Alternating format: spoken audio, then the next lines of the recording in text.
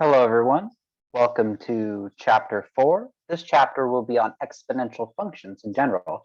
And to start off, section 4.1 is on the exponential function basics.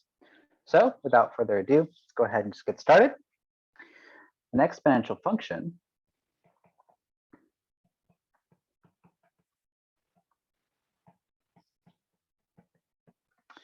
is a function of the form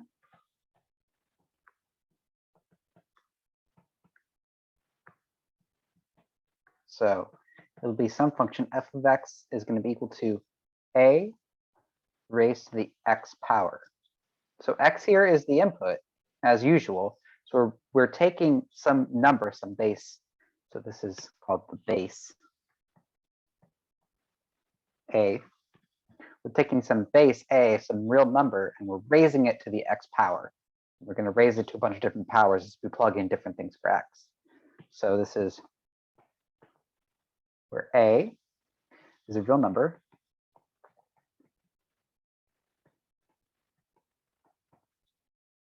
And specifically, a has to be greater than 0. So in interval notation, you could say a is in the interval 0 to infinity. So an exponential function of that form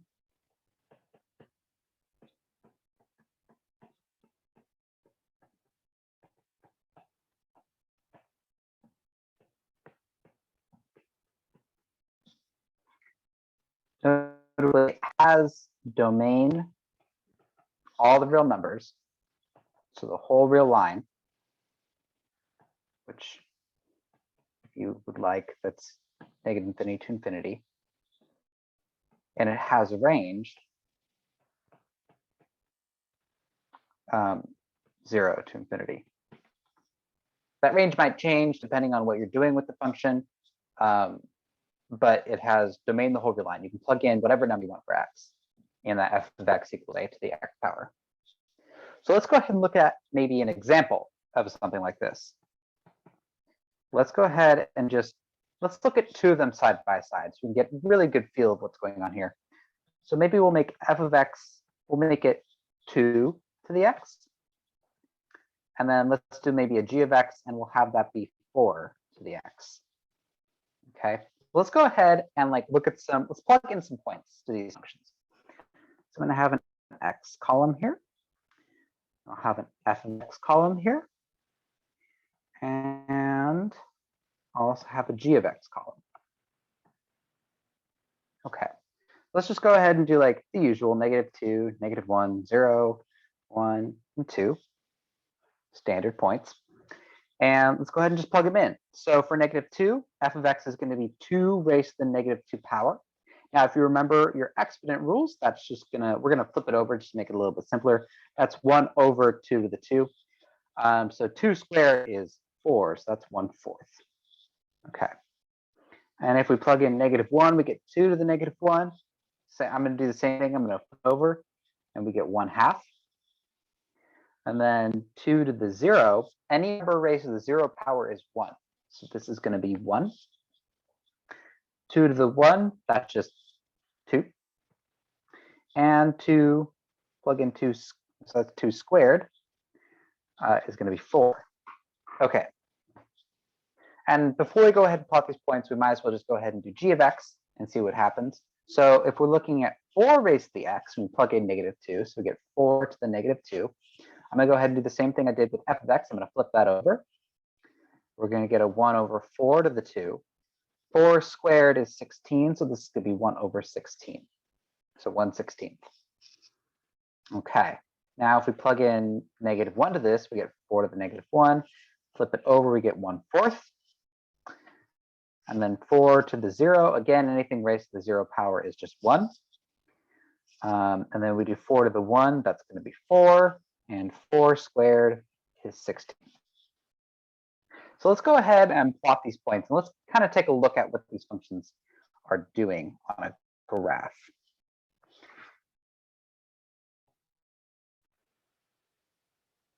So this is my x-axis, my y-axis. We'll give us some ticks here.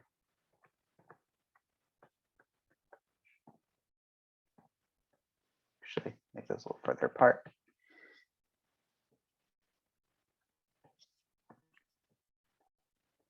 Okay, so for f of x, we'll make f of x blue, why not? So for -2, we got 1/4, so that's kind of like right here. And for -1, we got half. For 0, we got 1. For 1, we got 2. And for 2, we got 1, 2, 3, 4 right here. And now if we connect these dots, the graph of f of x kind of looks like that. That is f of x. And if we go ahead and look at g of x, so at -2, that was 1/16. Kind of hard to differentiate, but that's kind of below the blue dot, but still above the x-axis. -1, it was 1/4, so that's kind of like right here. And then at 0, it was 1. And then at 1, we got to 4, so 1, 2, 3, 4, that was here. And then at 2, we had 16, which I don't even have a 16 on my axis as it is, but that'd be like kind of all the way up here, maybe a little further. Exponential functions grow really, really quickly as you go out to as you make x really big. The exponential functions are massive. They blow up so quickly. It's kind of mind-boggling. Okay, if we connect these dots, oh gosh, that is a bad graph. Let me try again. Connect these dots, kind of get something. Looks like that. So that is g of x. So just a quick thing to note here. Both are 1 at x equals 0. See that? They kind of cross right there. That's because anything raised to the 0 power is 1. So just a little side note as to why that is the case. Okay, cool. So we graphed our first exponential functions. Exciting. If we wanted to graph more general ones, we can use transformations like we did in section 2.6. So let's look at that.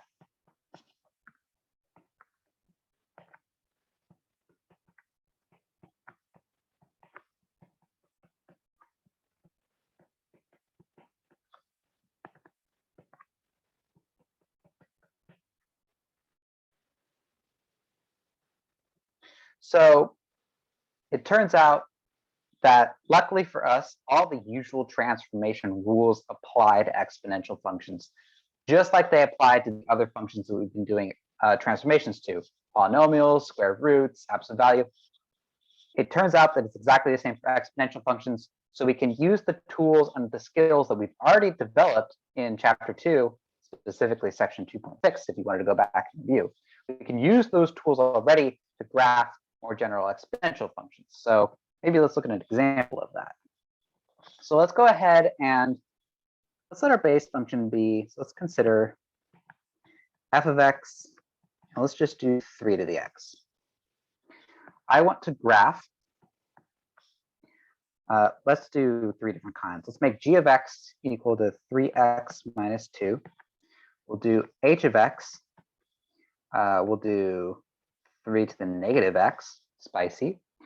And then let's do k of x, and we'll make that 3 to the x plus 1. So if you remember from chapter 2, this is a shift down by 2 units. This right here is a flip along the y-axis. And then this last one right here is just a shift left by 1 unit. Okay, so let's go ahead and graph these.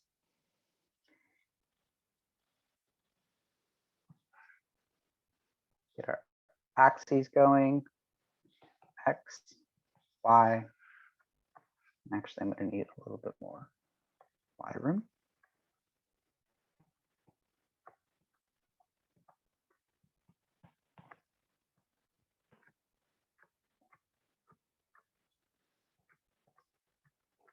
So if you were to go ahead and do the same sort of table of points that we just did in the previous example, we could go ahead and graph f of x pretty easily. That was just the standard 3 to the x.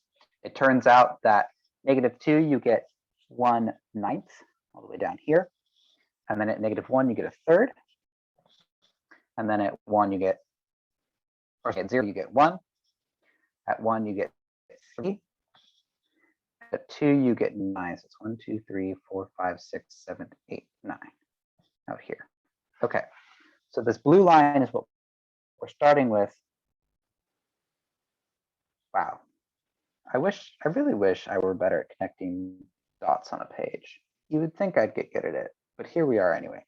Okay, so that's f of x. Nice. All right, so let's go ahead and just do g of x first. So I'll make that red. G of x is a shift down by 2 units, so we'll just shift all the points down by 2 units. So we could take this one here. This one's the easiest to see. This one at x equals 0. We shift it down by 2 units. It's going to just land right here. And then the others will kind of land here and here.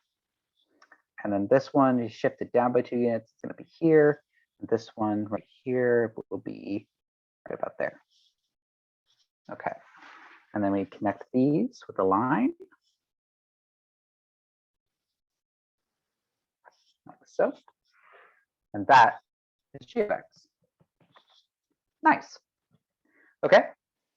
Let's go ahead and do h of x. So h of x was a flip along the y-axis. So it's going to kind of do that sort of move. So if we flip the points over so we can connect them, this one, since on the y-axis, is going to stay in the same spot. And then the one at -1 goes to 1, it'll be here. And then that other one will be here. And then if we go up to the other side, we get a point here, and trace this across, we get a point about here. Nice. Okay, and then if we connect these, we get something that kind of looks like that. This was h of x. Very nice. Okay, I need one more color for k. Yellow doesn't tend to show up well, so let's do purple. So k of x was a shift left by 1. So we're going to take the blue line, we're going to shift it left by 1 unit. So the one at x equals 0 will actually be over here at x equals -1. And then the others will be here and here kind of deal. And then we get a point here, and then lastly, we get a point here. So then if we connect these like this,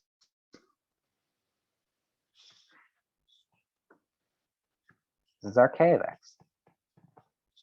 So yeah, same sort of stuff. The usual transformation rules apply. So this should be fairly straightforward. It's just working with a different shape to begin with. That's kind of the new skill we're developing here. All right, very nice. Let's look at like a real world example of exponential functions. Like why could we possibly care about this incredibly esoteric thing? Well, one of the reasons, among many others, finance, specifically compound interest.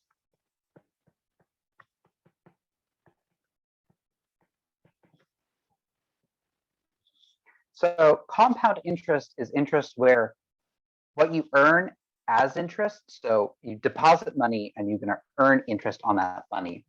Compound interest is when that interest that you earned is reinvested and contributes to the next interest calculation. And it turns out that in order for that math to work out, the formula is an exponential formula. So the formula for compound interest is as follows.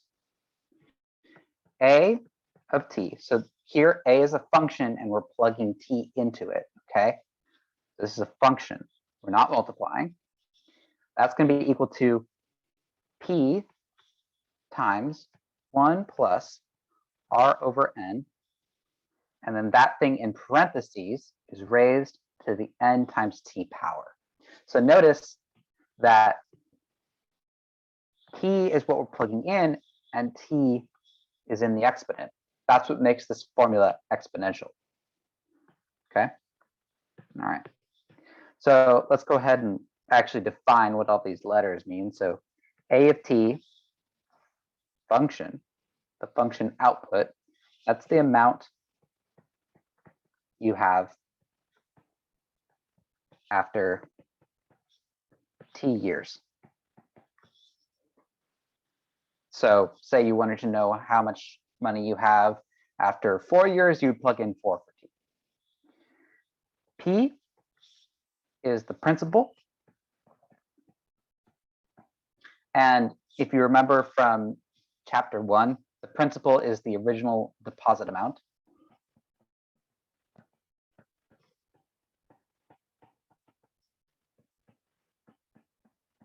So that's how much money you start with. This little r here, this is the interest rate per year.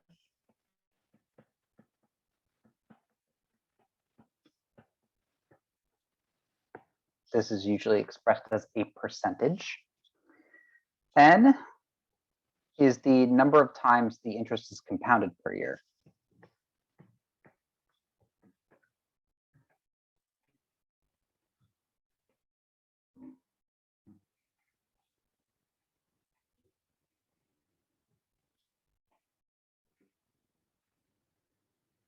What this means is just how many times per year does the bank or whomever calculate how much interest you've earned and put it back into your account. So that's what that means. And then T, as I've already mentioned, is the number of years. Okay. So let's just look at an example of using this formula. Let's say I invest, let's say $5,000. I wish I had $5,000 to invest. Let's say I invest it into an account that has monthly compounded interest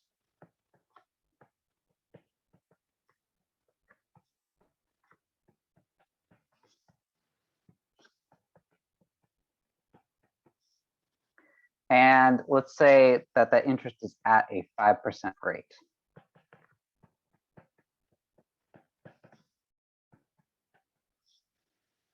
Now let's say I leave it in there, not far, for 4 years. So the question is, how much money do I have now?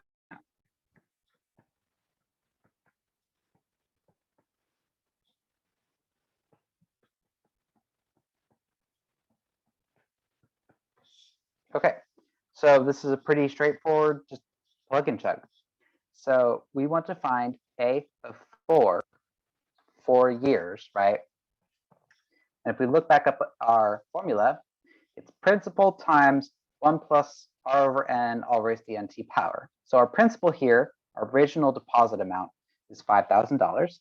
So 5,000 times 1 plus, and then our r, our interest rate is 5%. So remember, when you're plugging in a percentage into an equation like this, you want to convert it to decimal form. So this will be 0.05. And then it's compounded monthly. And there's 12 months in a year. So that means that there will be 12 times the interest is compounded per year. So this is going to be over 12. And then this is all raised to the 12, which is the n, times t, which is 4. Okay. We can do a little bit of simplifying. This is 500 times, and then if you simplify 0.05 over 12, it turns out to be 1 over 240, I think. If you kind of just do some arithmetic, and then you can combine that with the 1, and you get 241 over 240. And that's all raised to 12 times 4 is 48. Okay. And then if you go ahead and just like plug this into a calculator, it turns out that you get about $6,104 plus some change. Okay, so that is how you use compound interest. I don't particularly like asking compound interest questions on homework or tests because you basically can't get to an actual answer unless you use the calculator. So if I'm ever asking you for a compound interest formula kind of application, it'll either be set up so that it works out nicely and you can kind of see what it is, or you'll be able to leave it in an unreduced answer like this, or the question will be fairly conceptual. So I won't ever ask you to like need a calculator for these problems. That's not really the point of this class. Okay, so that is exponential functions. Fairly straightforward so far. They are deeply important to a whole bunch of math, so they're good to know. Anyway, there's a couple exponential function questions on your homework, and just let me know if you have any questions about them. I'd be happy to chat about it.